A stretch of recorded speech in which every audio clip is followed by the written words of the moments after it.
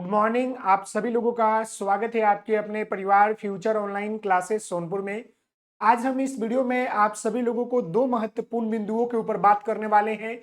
सबसे पहला बिंदु यह है कि बिहार डीएलएड एंट्रेंस एग्जाम का रिजल्ट कब आएगा, और दूसरा बिंदु यह है मेरे प्यारे मित्र कि काउंसलिंग की जो प्रक्रिया है वो कब से शुरू होगी, और काउंसलिंग कौन कौन बच्चा कर सकता है, और काउंसलिंग फी कितना लगता है, इसके ऊपर हम जो है बातचीत करने वाले हैं। यह देख सकते हैं बिहार डीएलएड 2025 रिजल्ट कब आएगा, काउंसलिंग कौन कौन कर सकता है, काउंसलिंग फी क्या होता है। मेरे प्यारे बच्चे, मैं आपको एक एक चीजों को बताने वाला हूं। उससे पहले आपसे निवेदन है कि अगर आप मेरे चैनल पर नए हैं तो चैनल को लाइक शेयर एंड सब्सक्राइब कर लेंगे, और पूरे अपडेट और पूरी चीजें आपको दी जाएगी यहां पर। तो चलिए आगे बढ़ते हैं।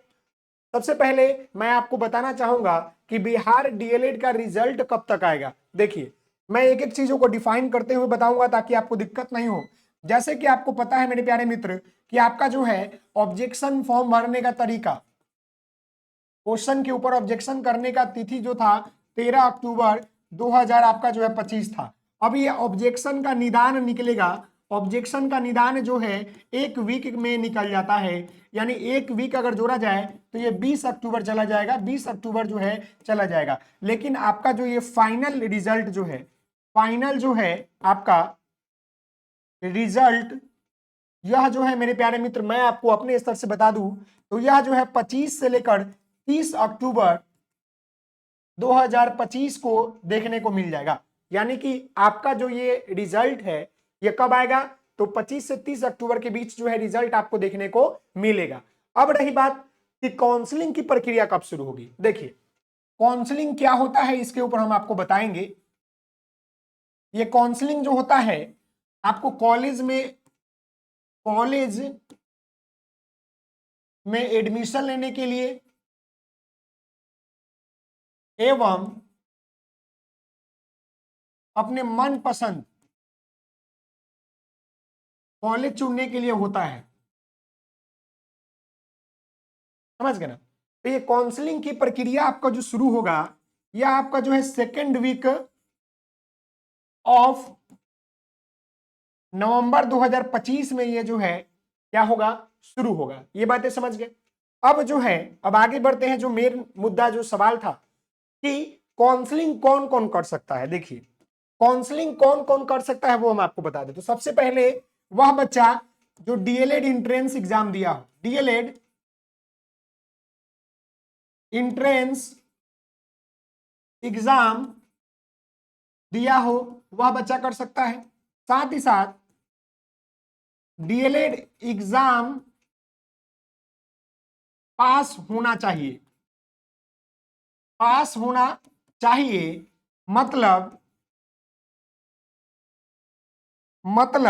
अगर आप जो है जनरल से हैं, ओबीसी से हैं, ईडब्ल्यूएस है या ईबीसी से हैं, तो आपका जो है 42 मार्क्स से ऊपर होगा तो आप जो है काउंसलिंग कर सकते हैं। यानी कि मिनिमम कट ऑफ मार्क्स को पास करना चाहिए। मिनिमम जो है कट ऑफ या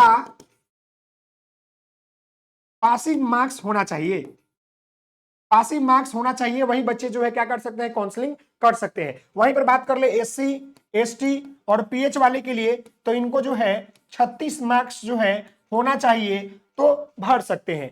जो बच्चे का अगर कैटेगरी में अगर आपका 42 नंबर से कम है तो फिर आप फेल हो गए, और फेल होंगे तो आप काउंसलिंग नहीं कर सकते हैं। जो बच्चे एससी एसटी पीएच वाले हैं और उनका 36 नंबर आ चुका है तो वह बच्चे कर सकते हैं, उससे ऊपर वाला तो कर ही देंगे।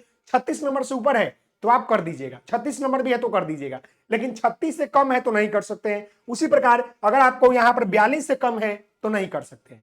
ये बातें आपको स्पष्ट हो गया कि काउंसलिंग कौन कौन कर सकता है। और ये बात भी जान लीजिए, बिना काउंसलिंग का आपका एडमिशन नहीं होगा। आगे बढ़ते हैं।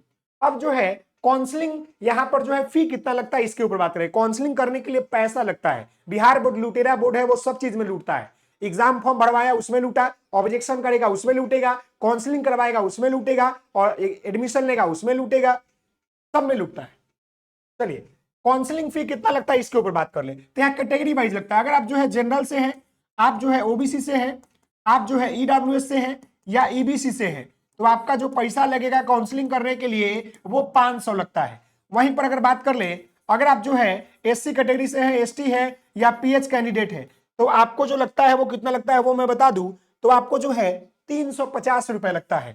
आपको जो है 350 रुपए लगता है। ये काउंसलिंग का फी है। कितना है?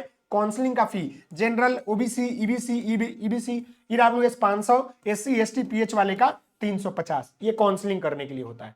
समझ गए? अब एक चीज और कि बिना काउंसलिंग का एडमिशन होगा। अगर आप ये सवाल पूछिएगा कि सर मान लीजिए कि हम काउंसलिंग नहीं करते हैं तो क्या हमारा एडमिशन हो जाएगा, तो नहीं होगा। यहां पर लिख लीजिएगा, मैं लिख देता हूं, नहीं होगा। समझ गए? और काउंसलिंग में कितना कॉलेज चुन सकते हैं वो भी मैं आपको बता दूं। कॉलेज कितना चुन सकते हैं? तो 10 से 15 कॉलेज आप चुन सकते हैं।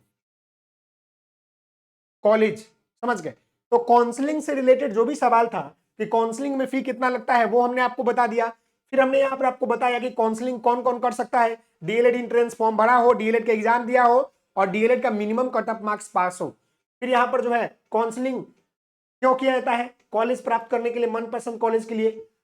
डीएलएड का रिजल्ट कब तक आएगा? तो इस महीने के लास्ट वीक तक आ जाएगा। तो ये जो रिलेटेड सवाल था कि डीएलएड का एग्जाम कब होगा, सॉरी डीएलएड का रिजल्ट कब आएगा, काउंसलिंग कौन कौन कर सकता है और काउंसलिंग फी कितना लगता है, इसके बारे में हमने आपको बता दिया है। अगर आपके और भी कोई सवाल है तो आप इस वीडियो के नीचे कमेंट कर सकते हैं, हम आपके सारे सवालों का जवाब देंगे। तो मिलते हैं नेक्स्ट वीडियो में, तब तक के लिए धन्यवाद। आप सभी लोग हंसते रहिए, मुस्कुराते रहिए, पढ़ाई करते रहिए। बहुत बहुत धन्यवाद। जय हिंद, जय भारत के सभी बच्चों को टेक केयर।